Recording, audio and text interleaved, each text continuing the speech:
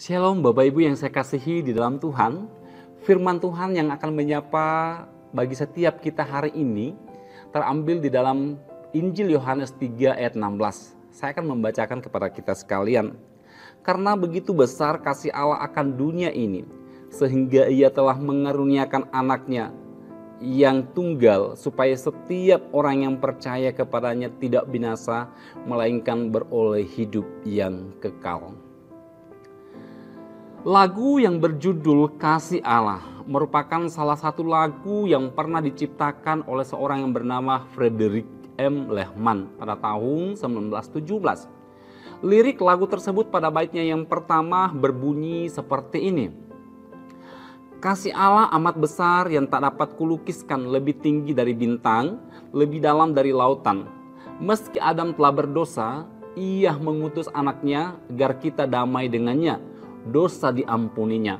Kasih Allah tak terduga, tinggi, dalam dan luas, tetap teguh, tak berubah sampai selama-lamanya.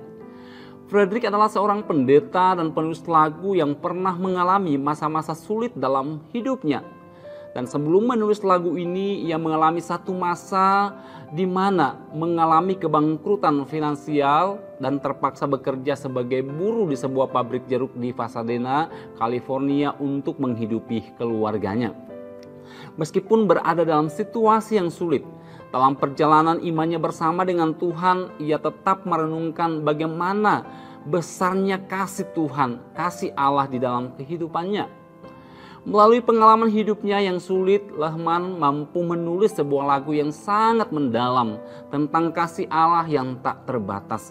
Pengalaman pribadinya dengan kesulitan hidup justru memperdalam pemahamannya tentang luasnya kasih Allah yang melampaui segala pengertian manusia. Kasih Allah begitu besar dan tak terbatas kepada dunia ini. Kasih-Nya melampaui segala batasan. Kasih inilah yang menjadi dasar dari segala tindakannya terhadap manusia. Dari kasih yang begitu dalam, Allah memberikan bukti nyata melalui pengorbanan terbesar. Pengorbanan itu adalah anaknya yang tunggal, Yesus Kristus. Ini bukan pemberian biasa, melainkan pemberian yang tak ternilai harganya. Allah memberikan yang terbaik dan termulia yang Ia miliki. Yesus adalah karunia ilahi yang menunjukkan seberapa jauh Allah rela berkorban demi keselamatan manusia. Namun untuk menerima karunia ini ada sebuah jalan yang harus ditempuh. Jalan itu adalah iman. Percaya kepada Yesus bukan sekedar pengetahuan atau pengakuan intelektual, tetapi penyerahan hidup sepenuhnya kepadanya. Seperti yang dijelaskan dalam Yohanes 5 ayat 24. Berkata, aku berkata kepadamu, sesungguhnya barang siapa mendengar perkataanku dan yang percaya kepada Dia yang mengutus aku, ia mempunyai hidup yang kekal dan tidak turut dihukum, sebab ia sudah pindah dari dalam maut ke dalam hidup. Iman adalah tanggapan kita terhadap kasih dan pemberian Allah. Melalui iman inilah kita membuka pintu hati untuk menerima karunia keselamatan. Dan ketika kita melakukannya, kita menerima janji yang luar biasa. Janji itu adalah kehidupan kekal, bukan kebinasaan. Ini adalah transformasi kehidupan yang melibatkan hati dari status kita, dari kematian rohani menuju kehidupan yang berkelimpahan dan kekal. Kita tidak lagi hidup dalam bayang-bayang penghukuman, tetapi dalam terang pengharapan akan keselamatan. Kehidupan kekal ini dimulai saat kita percaya dan akan berlanjut selamanya dalam persekutuan kita dengan Allah. Saudara yang saya kasihi dalam Tuhan, dalam masa prapaskah kita diajak untuk merenungkan lebih dalam tentang kasih Allah yang begitu besar sebagaimana tertuang di dalam Injil Yohanes 3:16 seperti yang kita baca tadi. Masa persiapan menuju Paskah ini menjadi waktu yang tepat untuk merenungkan pengorbanan terbesar dalam sejarah. Ketika Allah memberikan anaknya yang tunggal, kita diingatkan bahwa pengorbanan ini lahir dari kasih yang tak terbatas, bukan kewajiban.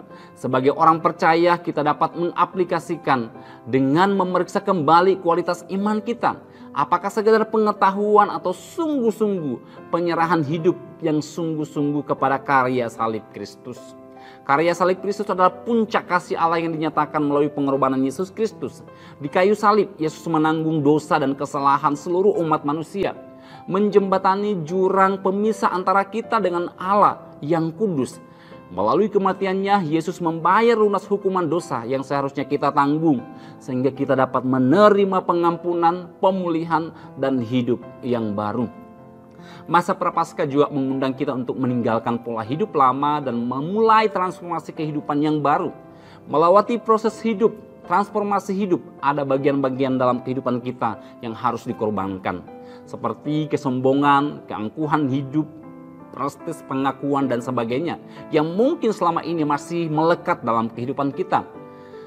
Ada lagi penyimpangan-penyimpangan hidup yang sungguh bertentangan dengan kehendak Allah, kesalehan hidup yang palsu, dan bentuk kenyamanan-kenyamanan duniawi lainnya. Untuk memaknai karya salib itu secara benar, maka kita perlu memperlihatkan pengorbanan yang sungguh-sungguh dari hati kita untuk tidak lagi memikatkan hati kita, kehidupan kita dengan hal-hal yang bertentangan dengan kehendaknya. Seperti Yesus Kristus yang rela berkorban, meninggalkan keilahiannya, kesucian dan kekudusannya untuk mengambil rupa manusia. Bukan hanya itu, dia juga rela mengambil posisi yang paling hina dalam hidupnya sebagai manusia yang tidak mengenal dosa. Penderitaan, penghinaan, penghukuman sampai mati tergantung di atas kayu salib. Tujuan mengapa dia rela melewati jalan itu adalah tak lain dan tak bukan hanya karena kasihnya kepada setiap kita. Semoga firman Tuhan ini terus mengingatkan kita, menyadarkan kita untuk terus merenungkan betapa besar kasih Allah di dalam kehidupan kita. Tuhan Yesus memberkati. Amin.